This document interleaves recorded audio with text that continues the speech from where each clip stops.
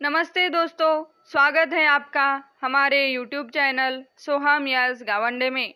चलिए सुनते हैं पूजनीय बापूजी के सत्य के प्रयोग अथवा आत्मकथा और हमारे जीवन को और भी सुंदर, सरल और सफल बनाने का प्रयास करते हैं।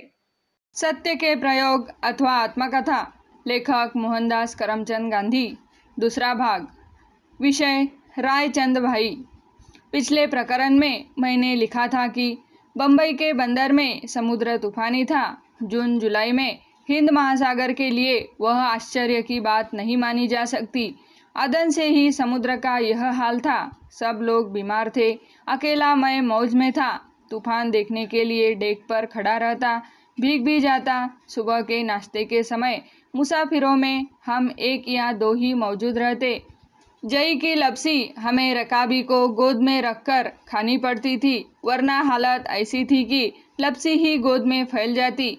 मेरे विचार से बाहर का यह तूफान मेरे अंदर के तूफान के चिन्ह रूप था, पर जिस तरह बाहरी तूफान के रहते मैं शांत रह सका, मुझे लगता है कि अंदर के तूफान के लिए भी वही बात कही जा सकती है। जाति का प्रश्न तो था ही, धंधे की चिंता के विषय में भी मैं लिख चुका हूँ। इसके अलावा सुधारक होने के कारण मैंने मन में कई सुधारों की कल्पना कर रखी थी, उनकी भी चिंता थी। कुछ दूसरी चिंताएं अनसोची उत्पन्न हो गई। मैं माँ के दर्शनों के लिए अधीर हो रहा था। जब हम घाट पर पहुँचे, मेरे बड़े भाई वहाँ मौजूद ही थे। उन्होंने डॉक्टर मेहता से और उनके बड़े भाई से पहचान कर ली थी। डॉक्टर मेहता का आग्रह था कि मैं उनके घर ही ठहरूं, इसलिए मुझे वही ले गए। इस प्रकार जो संबंध विलायत में जुड़ा था वह देश में कायम रहा और अधिक दृढ़ बनकर दोनों कुटुंबों में फैल गया। माता के स्वर्गवास का मुझे कुछ पता न था। घर पहुंचने पर इसकी खबर मुझे दी गई और स्नान कराया गया। मुझे यह खबर विलायत में ही मिल सकती थी, पर आघात को हल्का करने के विचार से बम्बई पहुंचने तक मुझे इसकी कोई खबर न देने का निश्चय बड़े भाई ने कर रखा था। मैं अपने दुख पर पर्दा डालना चाहता हूँ। पिता की मृत्यु से मुझे जो आघात पहुंचा था, उसकी तुलना में माता की मृत्यु की खबर से मुझे बहुत अधिक आघात पहुंचा।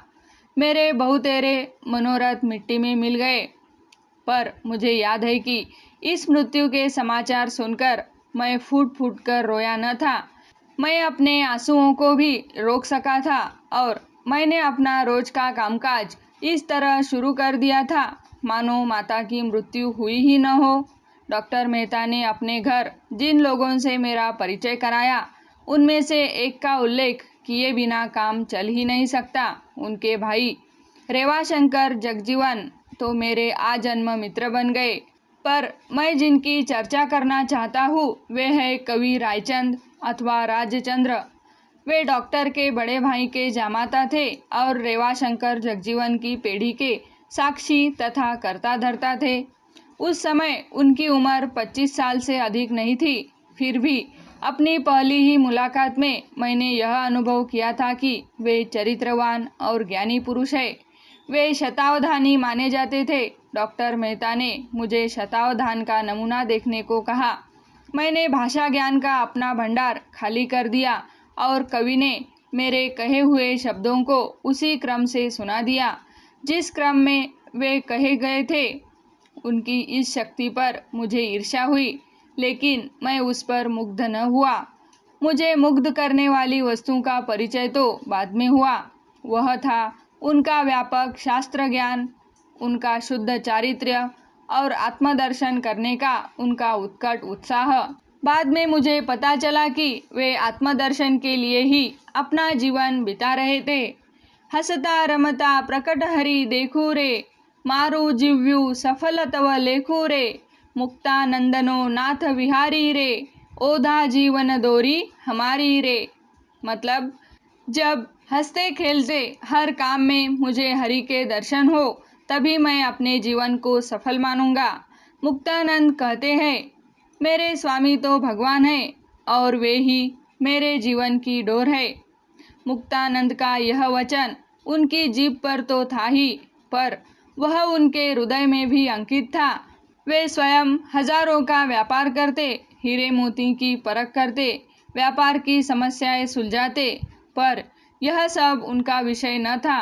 उनका विषय उनका पुरुषार्थ तो था, आत्मपरिचय, हरिदर्शन। उनकी गद्दी पर दूसरी कोई चीज हो चाहे न हो, पर कोई न कोई धर्म पुस्तक और डायरी तो अवश्य रहती थी। व्यापार की बात समाप्त होते ही धर्म पुस्तक खुलती अथवा उनकी डायरी खुलती थी। उनके लेखों का जो संग्रह प्रकाशित हुआ है, उसका अधिकांश इस डायरी से लिया गया है। जो मनुष्य लाखों के लेन देन की बात करके तुरंत ही आत्मज्ञान की गूढ़ बातें लिखने बैठ जाए, उसकी जाति व्यापारी की नहीं बल्कि शुद्ध ज्ञानी की है। उनका ऐसा अनुभव मुझे एक बार नहीं कई बार हुआ था। मैंने कभी उन्हें मूर्छा की स्थिति में नहीं पाया। मेरे साथ उनका कोई स्वार्थ नहीं था।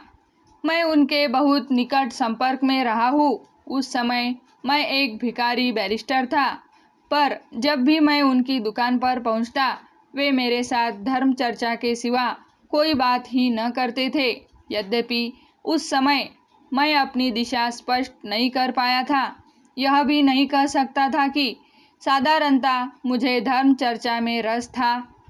फिर भी रायचंद भाई की धर्म चर्चा मैं रुचिपूर्वक सुनता था। उसके बाद मैं अनेक धर्माचार्यों के संपर्क में आया हूँ। मैंने हर एक धर्म के आचार्यों से मिलने का प्रयत्न किया है, पर मुझ पर जो छाप रायचंद भाई ने डाली, वैसी दूसरा कोई न डाल सका। उनके बहुतेरे वचन मेरे हृदय में सीधे उतर जाते थे। मैं उनकी बुद्धि का सम्मान करता था।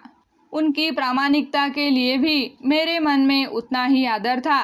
इसलिए मैं जानता था कि वे मुझे जानबूझकर गलत रास्ते नहीं ले जाएंगे और जो उनके मन में होगा वही कहेंगे। इस कारण अपने आध्यात्मिक संकट के समय मैं उनका आश्रय लिया करता था। रायचंद भाई के प्रति इतना आदर रखते हुए भी मैं उन्हें धर्म गुरु के रूप में अपने हृदय में स्थान न दे सका। मेरी वह खोज तो आज भी चल रही है। हिंदू धर्म में गुरु पद को जो महत्व प्राप्त है, उसमें मैं विश्वास रखता हूँ। गुरु बिना ज्ञान न होए, इस वचन में बहुत कुछ सच्चाई है। अक्षर ज्ञान देने वाले अपूर्ण शिक्षक से काम चलाया जा सकता है, पर आत्मदर्शन कराने वाले अपूर्ण शिक्षक से तो चलाया ही नहीं जा सकता। गुरु पद संपूर्ण ज्ञानी को ही दिया जा सकता है। गुरु की खोज में ही सफलता निहित है, क्योंकि शिष्य की योग्यता के अनुसार ही गुरु मिलता है। इसका अर्थ यह है कि योग्यता प्राप्ति के लिए प्रत्येक साधक को संपूर्ण प्रयत्न करने का अधिकार है और इस प्रयत्न का फल ईश्वराधीन है। तात्पर्य यह कि यद्यपि मैं रायचंद भाई को अपने हृदय का स्वामी नहीं बना सका, तो भी मुझे समय समय पर उनका सहारा किस प्रकार मिला है, इसे अब हम आगे देखेंगे। यहाँ तो इतना कहना काफी होगा कि मेरे जीवन पर गहरा प्रभाव डालने वाले आधुनिक पुरुष 3 हैं। रायचंद भाई ने अपने सजीव संपर्क से, टॉल्स्टॉय ने वैकुंठ तेरे हृदय में है नामक अपनी पुस्तक से और रसिकन ने अनटू दिस लास्ट सर्वोदय नामक पुस्तक से मुझे चकित कर दिया। पर इन प्रसंगों की चर्चा आगे यथास्थान होगी। यह प्रयास अच्छा लगे तो चैनल को सब्सक्राइब, लाइक और शेयर करें। धन्यवाद।